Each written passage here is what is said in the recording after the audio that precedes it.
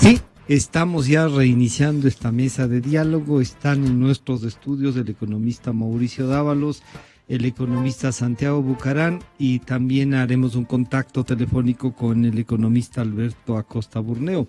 Pero antes está en nuestra línea telefónica el asambleísta Diego Salgado, quien ha hecho notar al país que 120 millones de lo recaudado por la ley solidaria ha sido utilizado para pago a proveedores del Estado y no necesariamente para la reconstrucción de Manabí y Esmeraldas.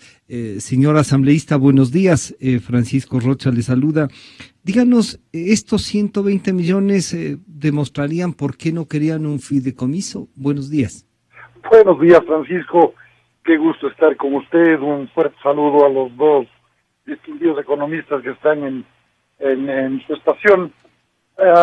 Sí, la ley de solidaridad, mire, ese título habla sobre el aumento de impuestos justamente para aportar a la reconstrucción de las zonas afectadas por el terremoto del 16 de abril.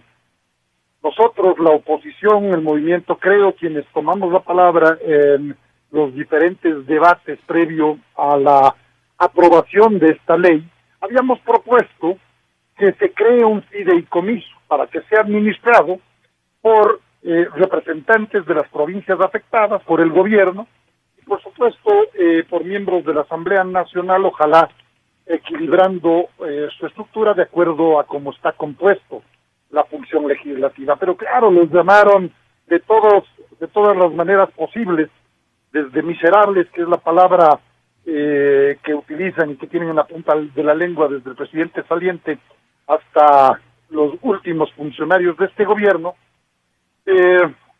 pasando porque el fideicomiso era una manera de privatizar recursos públicos de una manera absolutamente cínica, porque los recursos son tomados del pueblo ecuatoriano, y hay que recordar también aquel fideicomiso de triste recordación administrado y regentado por el primo Pedro Delgado, que está en un matrimonio hace algunos años y hasta ahora no regresa. 120 millones de dólares que fueron pasados de la ley de solidaridad, de la cuenta creada para la ley de solidaridad, a la cuenta única del Tesoro Nacional. La pregunta, las dudas aparecen, ¿por qué de manera reservada se pasa de una cuenta a otra? Y justamente la cuenta de la ley de solidaridad se abrió de acuerdo a la ley para poder controlar y regular los gastos que se hacen desde esa cuenta. Pero de una manera reservada, insisto, el Ministerio de Finanzas pasa 120 millones de la cuenta de la ley de solidaridad a la cuenta única del Tesoro Nacional. Normalmente no habría problema porque, claro, los recursos van a esa cuenta. Sin embargo, para justamente transparentar el movimiento y la administración de estos recursos generados para la reconstrucción, construcción, planificación de infraestructura pública y privada, se lo iba a dar. Entonces, claro, aparecen las dudas y las sospechas. Pero no es este manejo integrado de la economía, de que todo es de todos un poco y que las cuentas... Ese es el discurso, que todo es de todos y la patria ya es nuestra y no sé qué. Sin embargo, vemos que no es así, pues, ¿no? El gobierno nacional se ha destinado más de 300 mil millones de dólares en los 10 años de revolución ciudadana. Hoy ya no tienen liquidez y por eso la cantidad de impuestos que nos han nos impone, valga la redundancia, al pueblo ecuatoriano, justamente para pagar. Dice la aclaración, entre comillas, del Ministerio de Finanzas, que ha servido para pagar a proveedores, deudas a proveedores radicados en Manabí y Esmeraldas. Mire, si apenas tiene 2 meses la ley de solidaridad, para la reconstrucción se debe haber entregado anticipos. Por lo tanto, también tengo la sospecha de que se están pagando deudas a proveedores tomándole la palabra al ministerio, cosa que no confío yo en este gobierno, pero tomándoles la palabra, que han pagado a proveedores manaditas y esmeraldeños. Son deudas que tengo la sospecha adquirido No tenían que ver con esto, ¿ya? Antes del terremoto. Entonces, sigue siendo un manejo, por decirlo de alguna manera, raro. Y fíjese la coincidencia. 120 millones se pasan de manera reservada de la cuenta de solidaridad a la cuenta única del Tesoro Nacional, y algunos días después se pagan 112 millones de dólares a Chevron. Por lo tanto, yo estoy, por las sospechas que tengo, entre otras cosas, a los asambleístas nos pagan por sospechar porque somos fiscalizadores de acuerdo a la ley, y eso no comprende hasta ahora la Revolución Ciudadana a sus miembros. Estoy solicitando una orden de trabajo para efectuar un examen especial de parte de la Contraloría. Como le decía, en pocos minutos más estoy entregando ese pedido oficialmente al señor Contralor. Queremos agradecer al señor asambleísta Diego Salgado, y entonces ya estaremos conversando con usted sobre qué le ha dicho el Contralor sobre el tema que va a tratar. Buenos días, asambleísta. Un fuerte abrazo. Gusto, gracias. Bueno, economista Mauricio Dávalos, el tema al que les convocábamos es si hay o no hay crisis. Y claro, hay unas medidas que el señor gerente del Banco Central ha dicho que hay que tenerlas para que se configure en realidad una crisis. El señor presidente, en cambio, dijo, bueno, si quieren que se llame crisis, ya, bueno, una crisis que la hemos podido un poco sortear por el buen manejo económico que hemos tenido y lo estamos sorteando. Parte de este buen manejo usted vería en esta utilización de 120 millones de dólares para pagar a proveedores, y que con esto de que todo es de todos y es la cuenta y este manejo de la cuenta única. Bienvenido, buenos días. Gracias, Francisco. Encantado de estar aquí con el economista Bucaram y además también luego con el Alberto economista Acosta Burneo. Mire, si es que el tener una contracción económica en el PIB, denominada por el PIB, durante 5 trimestres seguidos, porque el que hayamos crecido, como el Banco Central afirma, el último trimestre del año pasado, eso estaría por comprobarse. Claro. Se ha pedido si es que eso no es tener una crisis, si es que eso no es estar en recesión, no entiendo entonces qué es lo que se llama recesión. Sin embargo, yo más que todo me preocupo porque cuando alguien comete un error y no lo sabe reconocer, necesariamente lo único que va a hacer es profundizar en ese error. El gobierno culpa de la recesión a la caída de los precios del petróleo, culpa de la recesión a la apreciación del dólar. 1.000 millones de pago de la OCSI. Naturalmente, pero también hay que darse cuenta que por el petróleo que nosotros obtuvimos del campo que tenía la OCSI, hemos vendido muchísimo más de los 1.000 millones, ¿no? Entonces, eso en definitiva se compensaría.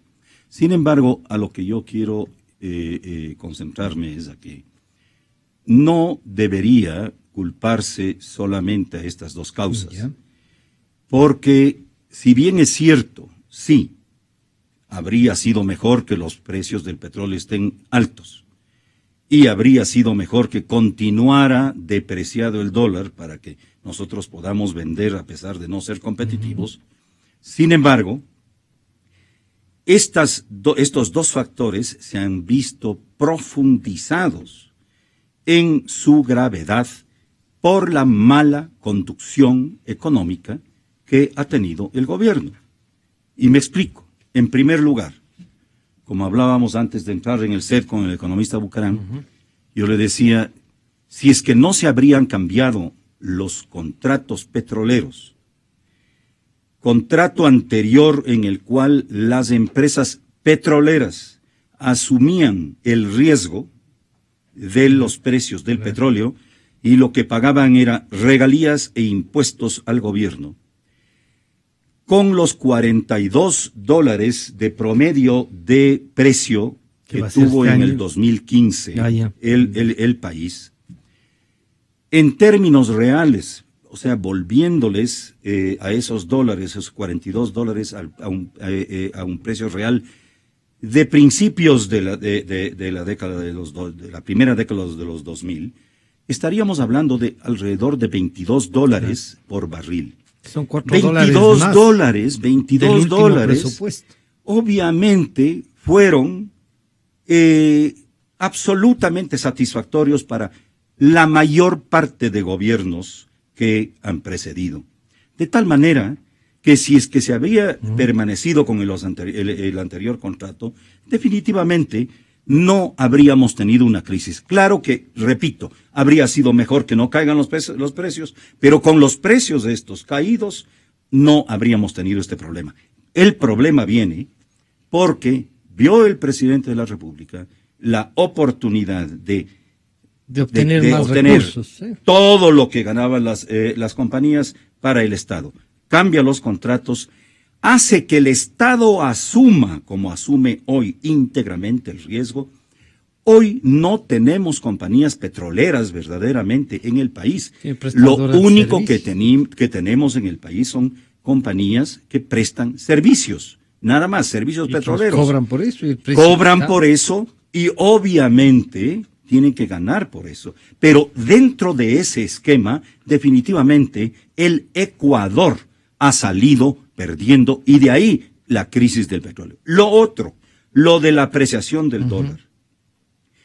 El presidente y todos, una serie de economistas que estábamos en contra de la dolarización y que una vez que se hizo la dolarización, lo que manteníamos era, ok, se tiene la dolarización, pero cuidemos la competitividad. ¿Qué es lo que ha hecho el gobierno? Cargarnos de impuesto a la producción ecuatoriana, tener un manejo absolutamente equivocado, demagógico de la regulación salarial y la imposición de múltiples regulaciones a la producción, cada una de las cuales es más cara que otra. Todo eso ha hecho que la producción ecuatoriana se vuelva extremadamente cara, aunque sea con el dólar depreciado que teníamos, ya no éramos competitivos en muchos mercados. Peor aún, el rato que se iba a apreciar el dólar como se apreció. Entonces, no es, claro que se ve agravado por estas causas, pero no son esas las causas. Es el mal manejo económico el que nos ha llevado a que todas nuestras exportaciones no petroleras en este rato caigan, que naturalmente nuestra exportación petrolera caiga, y que haya una contracción del Producto Interno Bruto, una contracción del empleo, y que más del 50% de la población ecuatoriana se encuentre en el desempleo y en el subempleo. Al saludar nuevamente al economista Santiago Bucarán, yo quisiera que vuelvan a escuchar ustedes algo que nos dijo el señor presidente Correa en su enlace número 484 al referirse a la crisis, para ver si esto es lo que dice el presidente. Al principio, en el primer trimestre, todo estuvo mal. Cayó el precio del petróleo a menos de $20 el barril. Les insisto, yo 18 meses llevo gobernando sin un centavo de ingreso petrolero. Esto a nivel de T-1, comparando con el trimestre anterior, decrecimos 1.9. Aquí no se puede llamar recesión porque el trimestre anterior sí habíamos tenido un crecimiento. Pero si comparamos con T-4, que es lo más importante, el decrecimiento ha sido de casi 3%, el más alto de la década. Nos sigue el 2009 con 2.3%. Tenemos 3 trimestres consecutivos de crecimiento, lo cual claramente habla de una recesión de economía que nadie ha negado, cuidado. Negamos el negativismo, no podemos hacer nada, sentémonos a llorar, todo es culpa de Correa, del modelo fracasado. Todo eso es mentira, ¿no? Esto es culpa de factores externos y de la carencia del principal instrumento para enfrentar esos factores externos, que es el tipo de cambio. Sin embargo, esto se va a revertir. Hay una recesión, pero lo vamos a revertir porque yo estoy muy optimista este segundo semestre. Tal vez el segundo trimestre del 2016 también tengamos cifras malas, pero de ahí, los 2 últimos trimestres, creo que la economía se ha recuperado muy fuertemente, las medidas que hemos tomado están dando efecto y vamos a tener un desempeño económico bastante bueno, que ojalá revierta el mal desempeño de los 2 primeros trimestres. No vamos a decrecer, como dice el FMI, 4.6, es una barbaridad. Con un poco de suerte, todavía creceríamos en el 2016, pese a que nos ha pasado de todo, que también en los primeros 6 meses tuvimos que pagar $1.000 millones por Oxy. Es una brutalidad, 1.000 millones en 6 meses, que no quedan en economía. No es que es gasto público, pero que va a la constructora nacional y genera empleo. No, va afuera, no sirve para absolutamente nada, solo deprime la economía. Todos esos factores han contribuido a los malos resultados económicos. Y el optimismo y prácticamente la certeza de que los 2 últimos trimestres serán muy buenos. De hecho, la banca ya anunció que va a prestar 10.000 millones porque tiene liquidez. No es bondad de la banca, ese es su negocio. Y la banca ha sido muy sólida gracias al fondo de liquidez, a los controles, a la normativa que se ha aplicado durante nuestro gobierno. En anteriores gobiernos, por la quinta parte que nos pasó, quebraban unos cuantos bancos. Si esto no es crisis, bueno, ya no me pongo ni a discutir. Si quieren llamarle crisis, de esta recesión económica que gracias a nuestras políticas económicas hemos impedido que se convierta en una crisis generalizada. Exa FM. Bueno, economista Bucaram, bienvenido. El señor presidente vuelve a insistir. Si bien lo que nos decía el economista Dávalos es un panorama, el señor presidente dice, bueno, si quieren llamarle crisis, llámenle, pero esta recesión que ha sido sorteada con habilidad y con buen manejo, ¿qué le dice a usted? Bienvenido nuevamente. Buenos días, Francisco. Un gusto estar al lado de Mauricio y también Alberto, que ya mismo lo tendremos por línea telefónica, y muy buenos días a todos los oyentes. Yo iba el día de hoy a hablar sobre el país de las avestruces, porque parecería que metemos la cabeza debajo de la tierra y no queremos ver la realidad. Pero parece que estamos en el país de los bipolares. ¿Por qué? El presidente dice que estamos en recesión, el gerente del Banco Central dice que no. Eso lo dijo la semana pasada, al final de la semana pasada. 22, sí. Una semana antes, el Banco Central dice, vamos a salir de esta contracción económica y esto se va a solucionar el segundo semestre. Lo cual me pregunto es si ahora, supuestamente, con las declaraciones del gerente del Banco Central, no estamos en crisis, entonces la semana pasada, ¿de qué íbamos a salir? O sea, ¿de qué problema íbamos a salir si ya ahora acabas de decir que nunca estuvimos en ningún problema? Ahora, quiero referirme justamente a los 4 criterios que utiliza el gerente del Banco Central para definir crisis. Vamos a llamarla por el término que es recesión, porque hasta eso no lo quieren decir. Admitir, ¿no? Es interesante ver cualquier psicólogo o persona que sepa sobre lenguaje corporal. Si ve la declaración del gerente del Banco Central, es muy interesante cómo se le hace difícil evitar que se le salga la palabra recesión. Pero bueno, vamos a utilizar sus criterios. Tenemos 4 criterios. El primero, más de 2 trimestres de crecimiento negativo interanual. Gracias. Tasas anuales mayores al 30% o deflación. Reducciones de depósitos y créditos mayores al 20% anual. Y crecimiento anual del desempleo mayor a 2 puntos porcentuales. Vamos uno por uno. Con respecto al Producto Interno Bruto. Tenemos 3 trimestres, no 2. 3 trimestres en donde el crecimiento interanual ha sido negativo. En el tercer trimestre del 2015 fue menos 1%, el cuarto trimestre del 2015 fue menos 1.2% y primer trimestre del 2016 fue menos 3%. ¿Okay? Cumple la condición. Cumplimos ahí la condición. Recordemos, estamos utilizando datos del mismo gobierno. Ahora, vamos con la inflación. Ellos indican que para que haya crisis se necesita una tasa anual mayores al 30% de deflación. Antes, un paréntesis. Todo este fin de semana estuvimos reunidos varios economistas tratando de entender de dónde sacaron estos criterios. No los pudimos encontrar.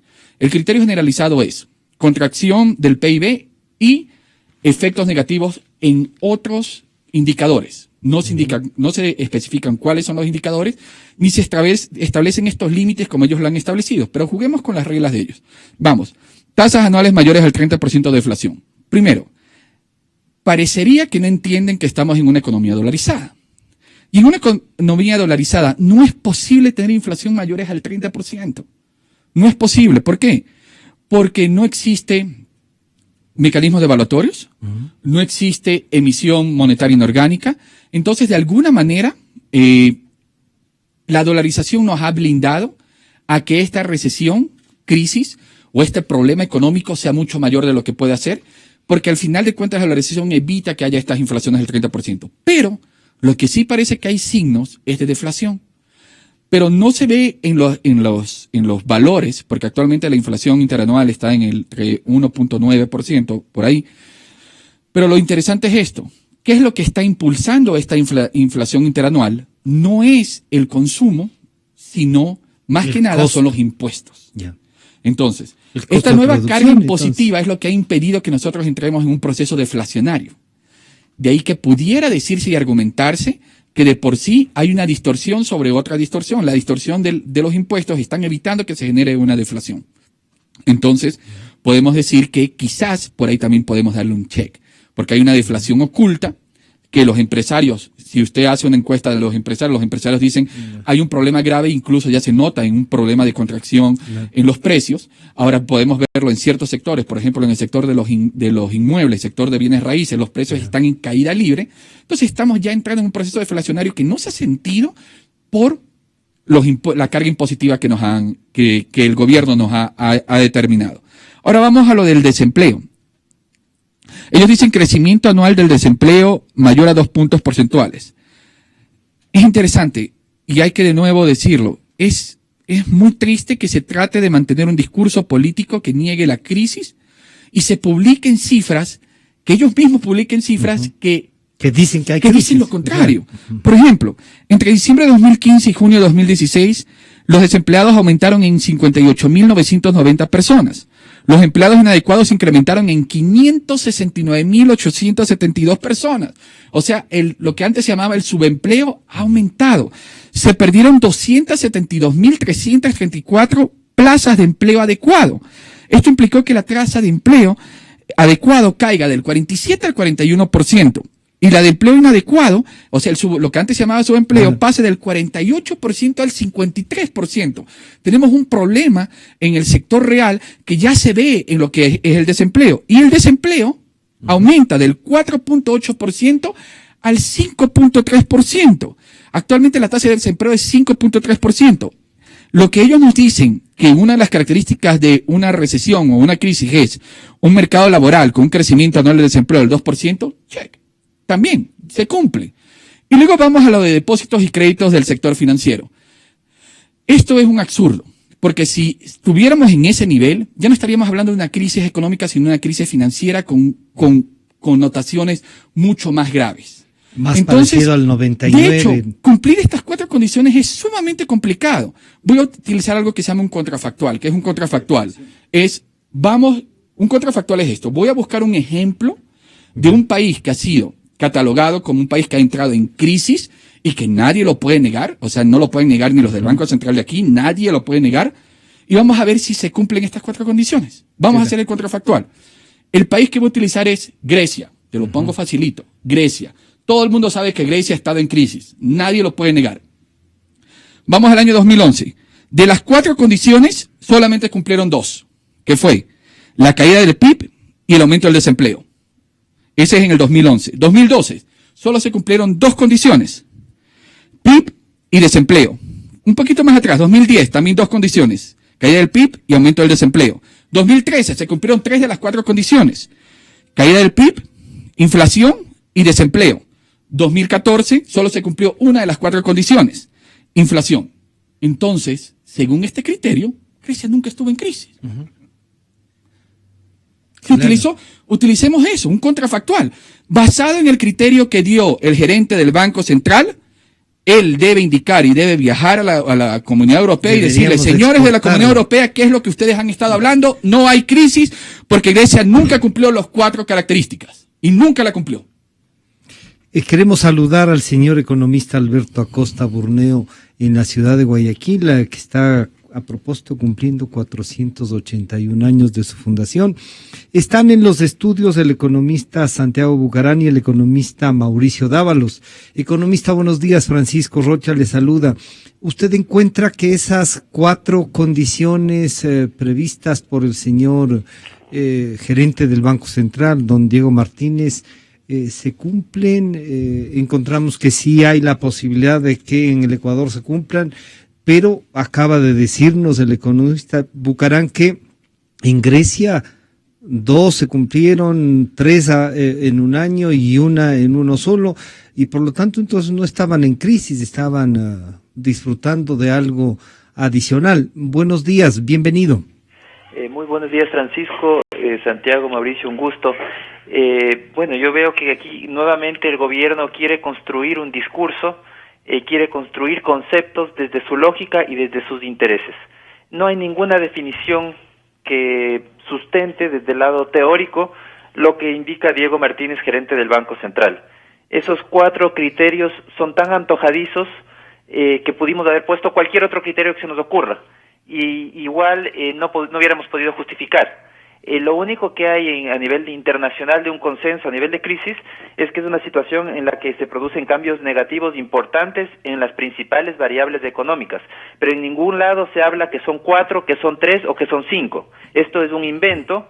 Esa no es la realidad. La realidad es que hay una caída importante en variables económicas. Pero no es un aporte a medir de otra manera que nos pueda ayudar a encontrar países distintos.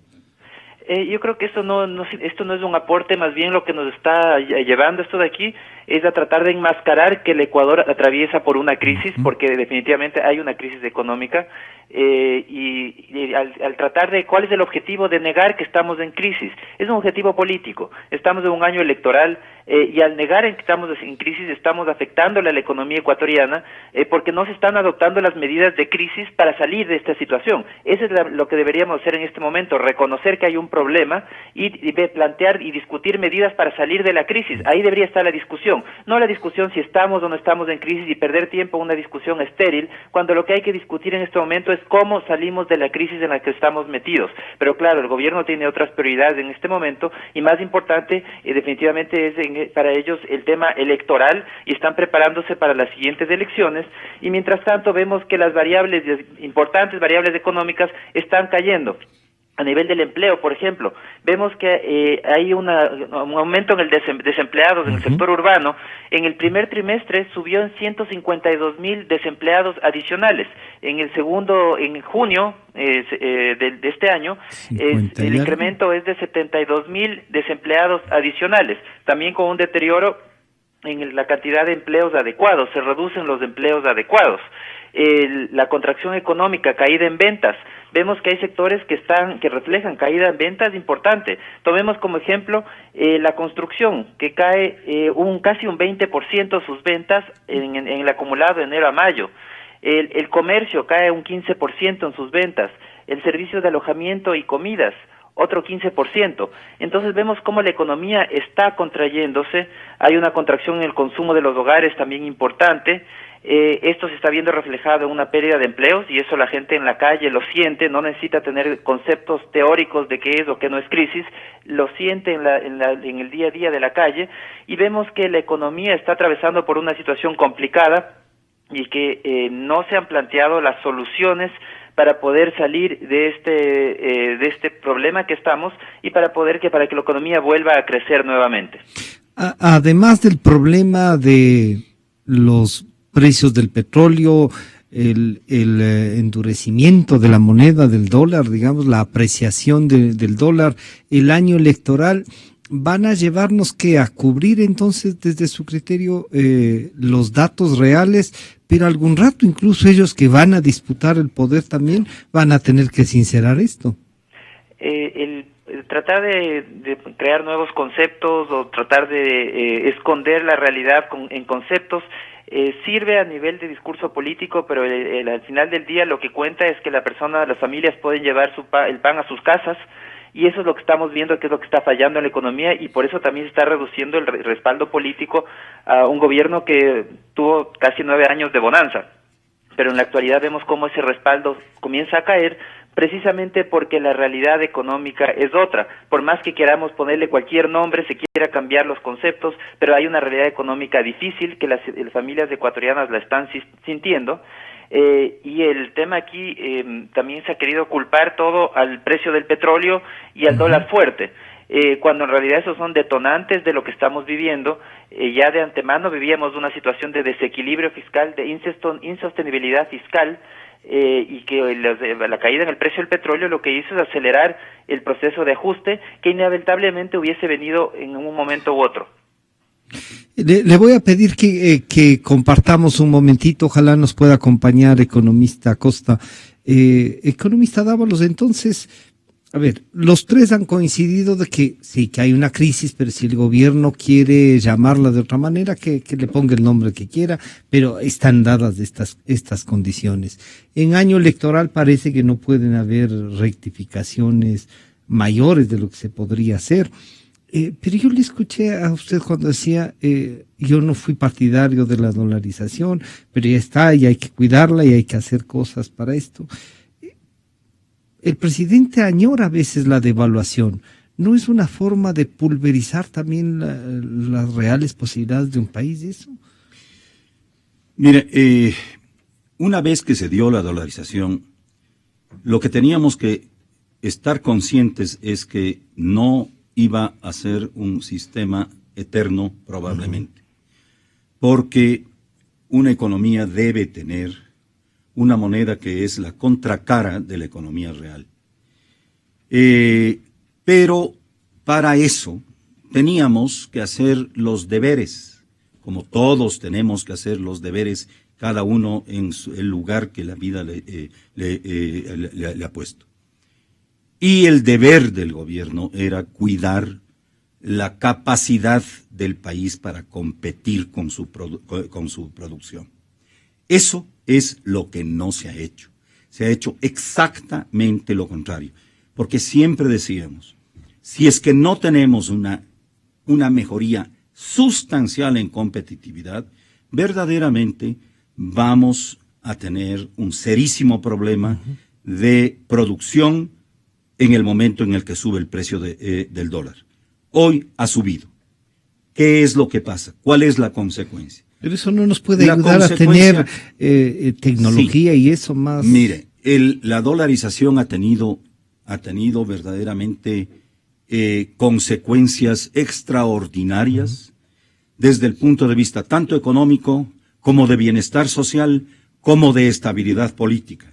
Porque con todos los altibajos económicos que hemos tenido, esto habría sido una barbaridad desde el punto de vista político y económico si no habría habido la dolarización. Pero, repito, esto no es un asunto que está para quedarse. Algún día va a tener que cambiar, pero que cambie no destruyendo las vidas de los ecuatorianos, como es lo que seguramente puede pasar. Y hay que entender una cosa. El manejo que ha hecho el gobierno, por ejemplo, de los salarios, es un manejo de alguien que no conoce el país o que no entiende las cifras que tiene el país. Un país en el cual, como hemos analizado, y esto no ha sido diferente en ningún momento del gobierno, un país que tiene más del 50% de la población económicamente activa como desempleadas o subempleados, no es el principal problema el salario mínimo. El principal problema es la generación de empleo. Entonces, desde ese punto de vista, el gobierno a lo que se dedicó es a subir el salario mínimo. Consecuencia. La consecuencia ha sido verdaderamente algo de locos. El salario real ha subido en estos 10 años 52%, mientras los precios han subido en alrededor de 34%, la inflación, ¿no? Claro. Los salarios nominales han subido 128%. Entonces, ¿qué es lo que significa eso? Demagogia pura y simple. Pero y eso Y lo único que ha significado es hacer más difícil el empleo. Consecuencia, hoy tenemos una baja productividad, un alto costo de mano de obra. Por otro lado, han cargado de impuestos a la producción, porque la creatividad en lo que sí han tenido es en la profusión de impuestos. Impuestos tan absurdos como el anticipo del impuesto a la renta. ¿Cómo puede gravarse una renta que no existe anticipadamente? Y que puede generar más y que puede ser una pérdida, pero que las empresas en este mismo momento estamos obligados a buscar créditos para pagar el impuesto, el anticipo del impuesto a la renta. No tiene el más mínimo sentido. Entonces, en el momento, ¿y la productividad qué? ¿La productividad ha subido 52% así como han subido los salarios? Claro que no. Entonces, el daño está hecho.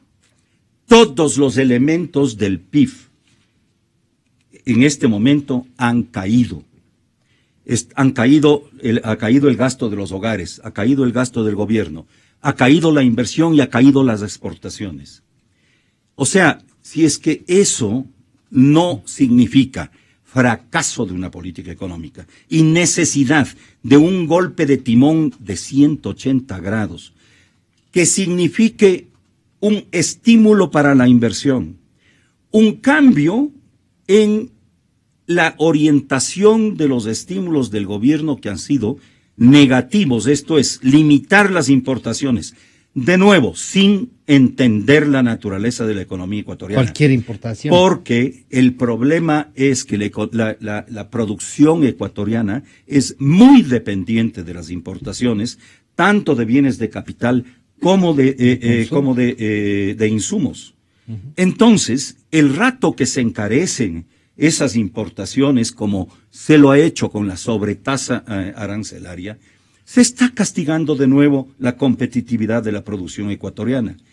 Lo que tiene y tuvo siempre desde el principio, sí, en el 2007, sí tuvimos en el gobierno la orientación de la promoción de las exportaciones, del abaratamiento de la producción nacional, pero desde que se hizo la constituyente, realmente las cosas cambiaron y se volvieron como...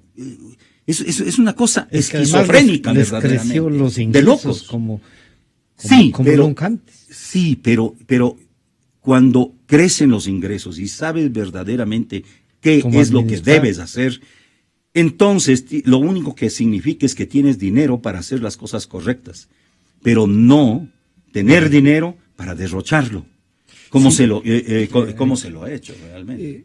Señor economista Bucarán, entonces esta posibilidad de que nos lleguemos a cumplir pues las 4 condiciones ayudan a que quizá es un mensaje diciendo, vean, esto se puede componer, no tengan mayores problemas, y ya el segundo semestre, el propio presidente ha dicho, va a ser mejor.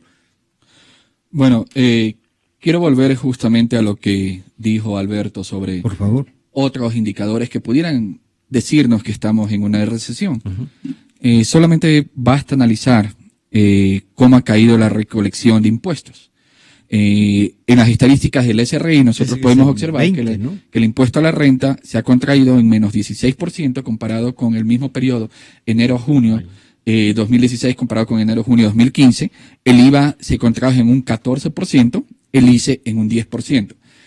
Entonces, en lo que respecta a la recolección de impuestos, estamos en caída libre. Ahora vamos a las percepciones de las personas y de las empresas.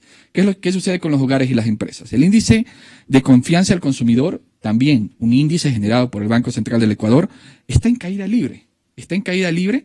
El último valor que tenemos es el valor de mayo del 2016 en lo que respecta al índice de confianza del consumidor, de 26.9, que es el más bajo en los últimos 5 años. De hecho, en casi todos los periodos que se ha tomado este índice. Entonces tenemos tenemos que la confianza del consumidor está en caída. Lo mismo sucede con la confianza de los empresarios. La confianza de los empresarios, este índice está por debajo de lo que debería ser la tendencia de largo plazo. Entonces, índices que nos demuestran la confianza de los hogares, de las empresas, con respecto al desempeño de la economía, desempeño futuro de la economía, estos índices son sumamente negativos y estos índices son generados por el Banco Central. Estos también deberían tomarse en cuenta. Entonces tenemos caída en la recolección de impuestos, lo cual significa que la gente está consumiendo menos. Caída en estos índices de confianza del consumidor y de los empresarios, lo cual significa que el panorama futuro que los hogares y las empresas ven, o cómo los hogares y empresas ven el futuro es sumamente desalentador. Pero perdóneme una interrupción pequeñita. El vicepresidente anuncia que hay 238 millones de dólares que estarían en 3 empresas invirtiendo justo este momento y que generarán trabajo tanto para alimentos, para todo eso. ¿Eso no desmentiría un poco decir, vean, sí hay confianza? A ver, ¿cuántas empresas eran? 3. ¿Cuántas empresas tenemos? Ya, bueno.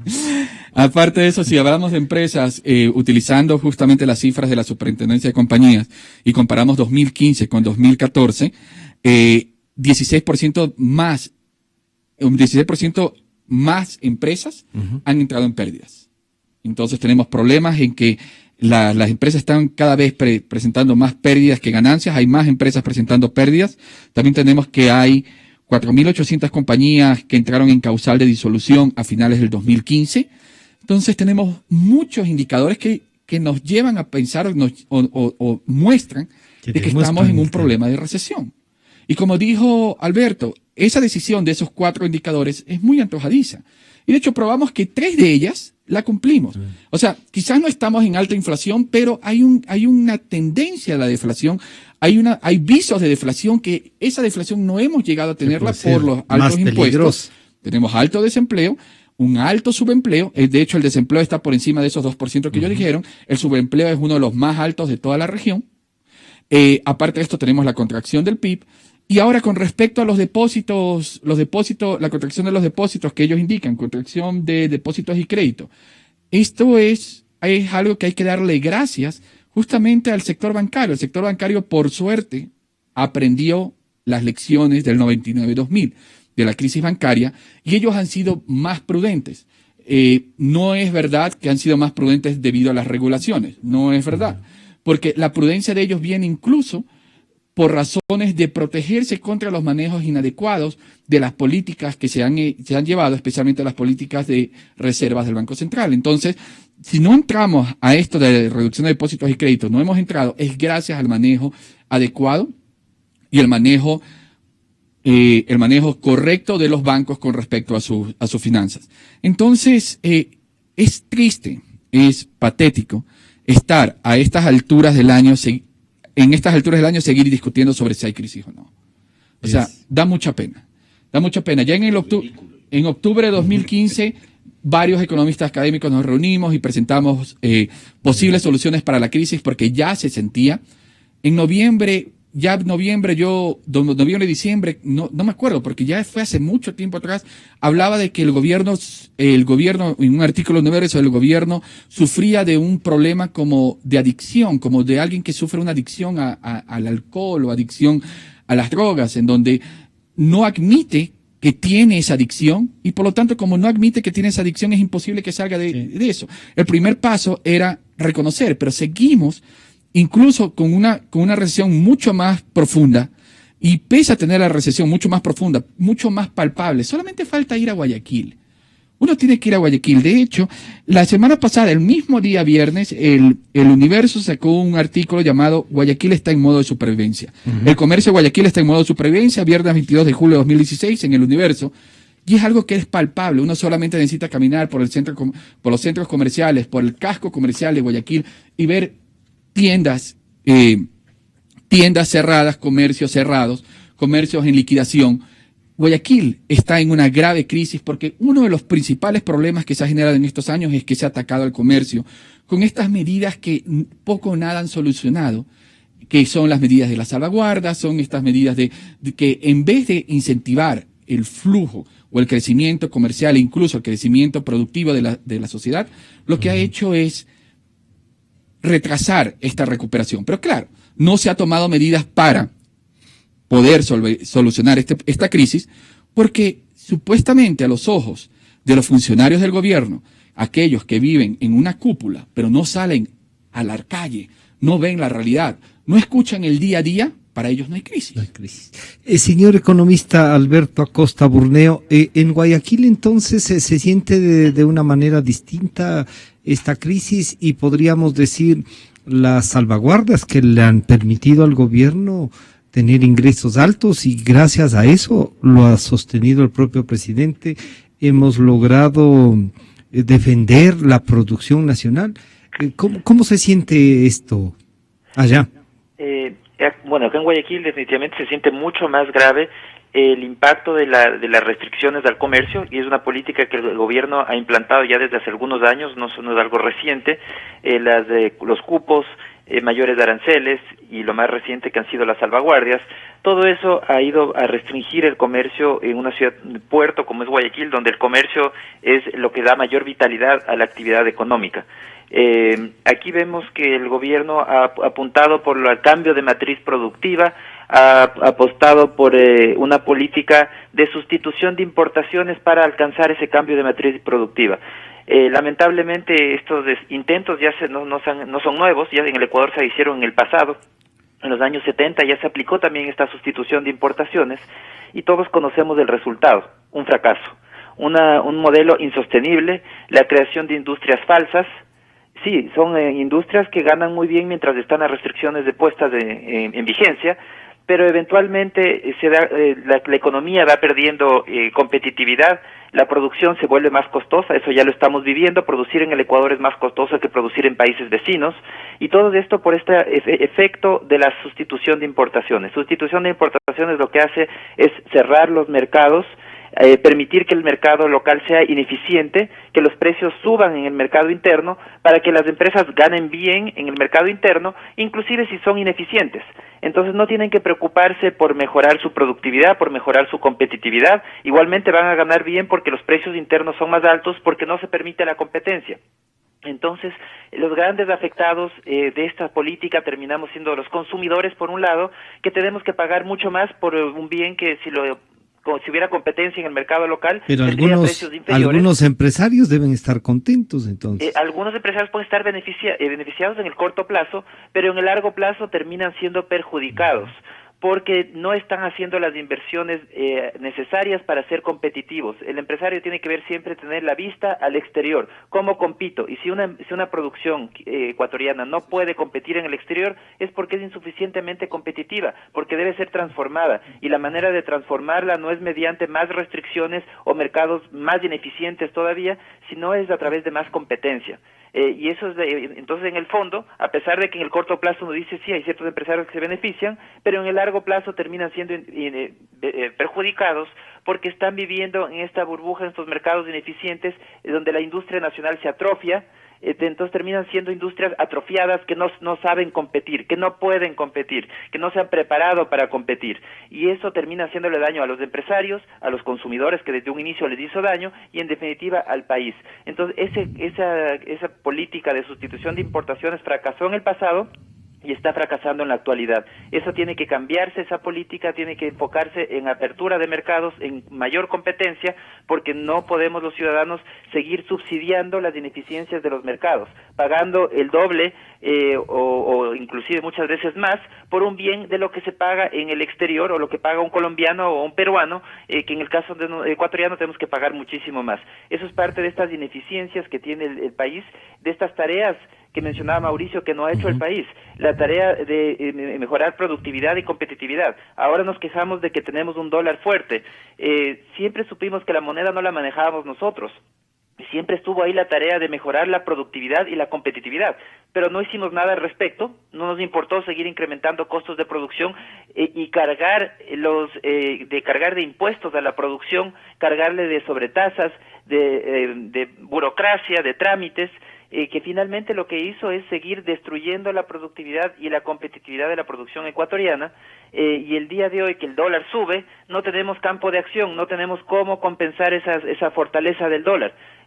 Significa que no hicimos las tareas en su momento. Entonces, definitivamente en materia productiva yo creo que el país requiere un cambio radical y un cambio que viene por mayor competencia, mayor apertura de mercados, pensar que los grandes consumidores no están en el Ecuador, están afuera. El país es un país de apenas 16 millones de habitantes, cuando en el mundo hay miles de millones de personas.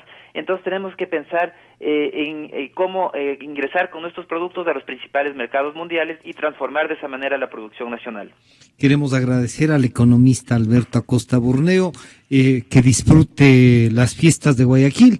Estaremos conectándonos nuevamente. Muchas gracias, buenos días. Muchísimas gracias, Francisco. En estos 2 minutos que nos quedan para que tengan uno, economista Dávalos, entonces, pero esto de las necesidades suena, le van a decir, pero ¿qué se volvió neoliberal?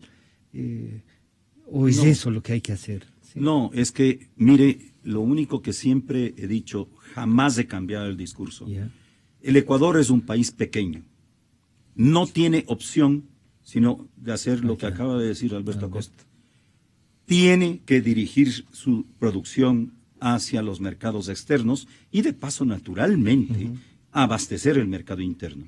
Pero para poder concursar en el mercado externo, en el cual, por ejemplo, yo ya tengo experiencia de exportar 34 años, hay que tener calidad y hay que tener costos que se derivan de muchos factores, entre esos de una alta productividad.